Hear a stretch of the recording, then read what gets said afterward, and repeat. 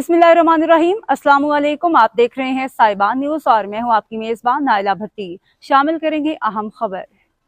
हमारे bureau chief अमीन वैस के मुताबिक मक्का मुकरमा में उम्रे की सआदत के लिए सखर प्रेस क्लब से आने वाले सहाफ़ियों के वफद के एजाज़ में शाइया तकरीब का एहतमाम किया गया। वफद की क़ियादत Pakistan federal union of journalist के सेक्रेटरी फनांस लाला असद पठान कर रहे थे। तकरीब का इनेकाद यूनाइटेड जर्नलिस्ट फोरम के चेयरमैन जहांगीर खान और पाकिस्तान ओवरसीज़ मीडिया फोरम की जानिब से किया गया। तकरीब में पहुंचने पर जहांगीर खान, हाजी उस्मान, शुएब, अल्ताफ़ और मोहम्मद अदील ने मुअज़्ज़ज़ मेहमानों का पुरतपाक इस्तकबाल किया।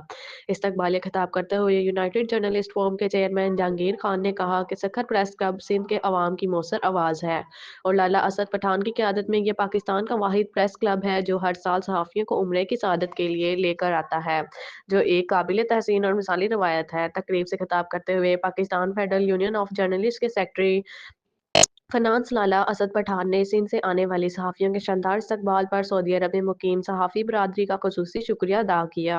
उन्होंने कहा कि उम्रे की अदायगी के लिए आने वाले सहाफ़ियों के तमाम अखराजात सखर प्रेस क्लब और वो ज़ाती तौर पर बर्दाश्त करते हैं। ऐसी तकारीब पाकिस्तान और सऊदी अरब में खिदमत अंजाम देने वाले सहाफ़ियों के दरमियान मजबूत रवाबित और पुल का किरदार अदा करती हैं। उन्होंने इस अज़म का अदा किया कि सहाफ़त की आज़ादी और इज़हार राय के हक़ के लिए जदोजहद हमेशा जारी रखी जाएगी। सखर से आने वाले सहाफ़ियों में खालिद बानबन, जावेद जतोई, अंस गांगरो, अख्तर रिजवी, नवीद खोड़ो, शफेत अबड़ो, इसहाक खोसो, आसिफ अवान और सलीम सत्थो शामिल थे। तकरीब में सऊदी अरब में मुख्तलिफ पाकिस्तानी टीवी चैनल्स और अखबारात से वाबस्ता सहाफ़ियों ने भी शिरकत की, जिनमें पाकिस्तान ओवरसीज़ मीडिया फोरम के सदर राजा शुएब अल्ताफ़, हाजी उस्मान, मोहम्मद अदील, मोहम्मद शबाब, सैयद फहद, फवाद सवाती, इमदाद हुसैन लक और अपंग के सदर सदीक अजहर शामिल थे।